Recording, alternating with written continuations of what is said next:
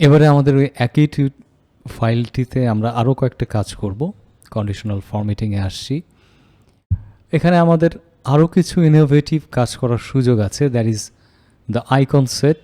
Icon সেটটা বেশ মজার। আইকন সেটে যদি আমরা আসি এবং আইকনটা যদি দিয়ে দিই, কতবার ওটা ছিল কালারের বিষয়, কিন্তু এটার ক্ষেত্রে কিছু সিম্বল আপনার এখানে চলে আসছে। কোথায় কোথায় বেশি কম হয়ে গেছে রেড ফ্ল্যাগ, কোথায় কোথায় ঠিক আছে বা একদম ভালো আছে, সেগুলো ক্ষেত্রে হচ্ছে গ্রিন ফ্ল্যাগ। তো ধরা যাক আমরা এই সিগন্যাল যেটা আছে এটাকে আমরা সিলেক্ট করতে চাচ্ছি। চাইলে কিন্তু আপনি বিভিন্ন ফোনের যে নেটওয়ার্ক আছে সেই নেটওয়ার্কগুলোকে এখান থেকে নিতে পারবেন। তারপরে বিভিন্ন পায়ের যে পার্ট আছে বা স্টার, কত স্টার হতে পারে, প্রচুর এখানে সিলেক্ট করার অপশন আছে, বা আপনি নিজেও ক্রিয়েট করতে পারেন। You have that option. তো আমরা এখান থেকে মানে এটার জন্য আপাতত যদি এইভাবে ভ্যালুটাকে নেই, যে ইন্ডিকেটর নিচ্ছি 3 ফ্ল্যাগস, এটাকে কিন্তু আমরা আবার এডিট করতে পারবো। আমরা কন্ডিশনাল ফরম্যাটিং থেকে এসে ম্যানেজ রুলে আসছি এবং এই জায়গাটাতে আইকন সেট আছে।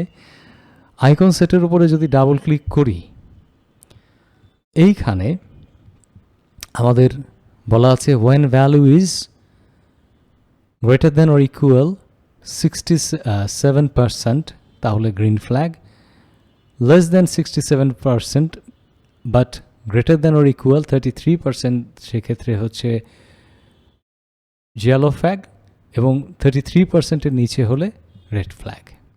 তো এক্ষেত্রে পার্সেন্টেজ না করে আপনি যদি ভ্যালুকে বলে দিতে চান, তাহলে এখানে টাইপের পার্সেন্টেজের বদলে আপনাদেরকে দিতে হবে নাম্বার।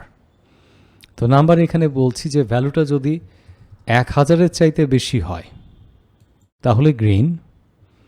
তারপরে আমরা বলছি যে 1000-এর চাইতে কম কিন্তু 500-র চাইতে বেশি, সেক্ষেত্রে yellow। আর এক্ষেত্রেও কিন্তু আমাদেরকে নাম্বারটা বলে দিতে হচ্ছে। এবং আমরা যদি আমরা এখানে 500 যদি করে ফেলি, এবার আমরা যদি ওকেতে প্রেস করি, এবার আমরা ঠিক যেভাবে বলে দিয়েছি সেইভাবে জিনিসটাকে এই জায়গাটায় দেখাচ্ছে। অর্থাৎ এটা মডিফাই করার সুযোগ আছে। কন্ডিশনাল ফরম্যাটিংয়ে আবার আসছি। এখান থেকে আমরা এটাকে ক্লিয়ার করি। ক্লিয়ার করবার পরে আর যেটা দেয়া যেতে পারে, এখানটায় আমরা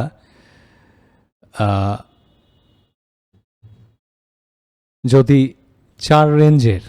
4টা আলাদা আলাদা রেঞ্জের এখান থেকে সিলেক্ট করতাম, সেটারও কিন্তু এখানে যদি, যেমন এটাই 5টা রেঞ্জের আছে, এটাকে আমরা সিলেক্ট করছি, এবং এটাকেও যদি কন্ডিশনাল ফরম্যাটিং থেকে ম্যানেজ রুলে এসে আমরা এটাকে যদি মডিফাই করতে চেষ্টা করি, এখানে কিন্তু 5টা রয়েছে। অলরাইট। তো এখানে 2 colour scale, 3 colour scale, data bar এবং আইকন সেট, যেখানে আমাদের এখানে 5 আইকন সেট, এখান থেকে সব ধরনের আইকন সেটই রয়েছে। এখানে একটা কাজ করে দিতে পারি আমরা, যে শো আইকনস অনলি, এটা যদি দেয়া হয় আপনি আর আপনার ডেটাকে খুঁজে পাবেন না, কিন্তু এখানে আপনি শুধু যে কন্ডিশনাল ফরম্যাটিংয়ের আইকনগুলো আছে সেগুলোকে খুঁজে পাবেন।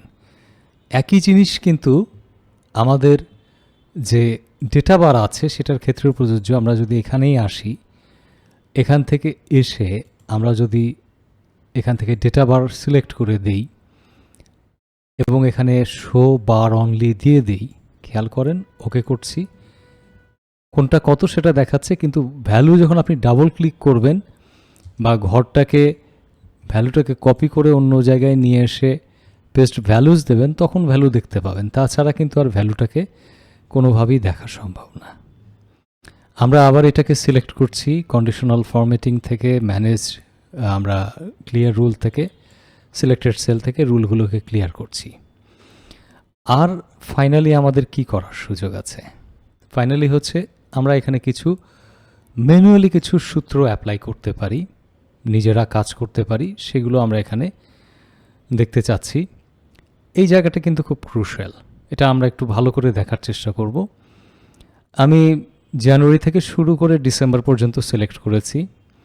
এইবার আমরা যদি কন্ডিশনাল ফরম্যাটিংয়ে আসি, এখান থেকে আমরা অন্য কোনো রুল নয়, আমরা সরাসরি বলছি নিউ রুল। নিউ রুল থেকে আমরা বলছি use a formula to determine which cell to format, একটা ফর্মুলা ব্যবহার করে ডিটারমাইন করতে বলছে যে কোন সেলগুলোকে ফরম্যাট করতে হবে। এইখানে আমরা বলছি যে এই ঘরটা গ্রেটার দ্যান, এটা কি আমাদের 700 চাইতে বেশি এরকম। তারপরে আমরা যদি এখানে প্রিভিউ দেখি, কোনো প্রিভিউ এখানে দেয়া হয়নি, পাশে ফরম্যাট আছে এবং আমরা যে ফরম্যাটিংগুলো শিখেছি নাম্বার, ফন্ট, বর্ডার, ফিল, এই 4টা ফরম্যাটিং আমরা দিতে পারি। এখান থেকে আমরা যদি ফিল কালার একটা দিয়ে দিই, যেগুলো আপ টু দ্য মার্ক, আমাদের লেখার কালারে এখানে আমরা বলে দিচ্ছি যেটা গ্রিন, দ্যাট ইজ ওকে, সেটাকে বোল্ড করে দিচ্ছি, ওকে করলাম এবং আবার ওকে করলাম। আমরা দেখতে পাবো পুরোটা কালার হয়ে গিয়েছে। আচ্ছা, যদি এখন এটাকে পরিবর্তনও হয় তাও আসলে কিন্তু কাজ হচ্ছে না। তো শুরুতে একটা কন্ডিশনাল ফরম্যাটিং তৈরি করতে গেলাম এবং সেখানে আমাদের ভুল হলো। আসলে কারণটা কি, বিষয়টা কোথায়? আমরা যদি ম্যানেজ রুলে আসি, এইখানটায় রিলেটিভ এবং অ্যাবসোলুট বলে কিছু বিষয় এক্সেলের ক্ষেত্রে আছে। এখানে বারবার সে একটা ঘরকেই দেখছে, সেটা হচ্ছে যে আমাদের এই C4 ঘরটাকে দেখছে। C4-এর এই ঘরটা যদি 700-র চেয়ে বেশি হয় তাহলে সবগুলোকেই, মানে প্রত্যেকটা ঘরের জন্য সে C4-কেই চেক করছে। কিন্তু আমরা যদি বলে দিই যে শুধু C4 না, এটা চেঞ্জ হতে পারে, এটা প্রথম ঘরের ক্ষেত্রে C4, তার পরের ঘরের ক্ষেত্রে C5, তার পরের ঘরের ক্ষেত্রে C6, সেক্ষেত্রে C এর আগে একটা ডলার আছে আর 4 এর আগে একটা ডলার আছে। আমরা 4 এর ডলারটাকে যদি কেটে দিই এবং ওকে করি, আবার যদি ওকে করি, এবারে আমরা কিছু পরিবর্তন দেখতে পাচ্ছি। এবারে যেই ঘরগুলো 700 চাইতে কম সেগুলো কিন্তু এখানে চলে এসেছে। আবার দেখি একবার আমরা চেষ্টা করে, আমরা ম্যানেজ রুলে আসছি, এখান থেকে এটার উপর ডাবল ক্লিক করলাম।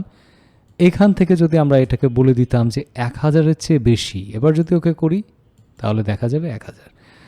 আর এই ধরনের সিলেকশনের ক্ষেত্রে সবচেয়ে মজার ব্যাপারটা যেটা, আমাদের ভ্যালু কন্টেন্ট করছে একটা ঘর, কিন্তু সেটা ফরম্যাটিং করছে কিন্তু দুটা ঘরের ক্ষেত্রেই।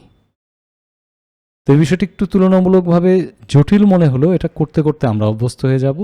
তো সামনের দিকে আমরা আরও কিছু ব্যবহার দেখব যেটা আমাদের আগামী ভিডিওগুলোতে থাকবে।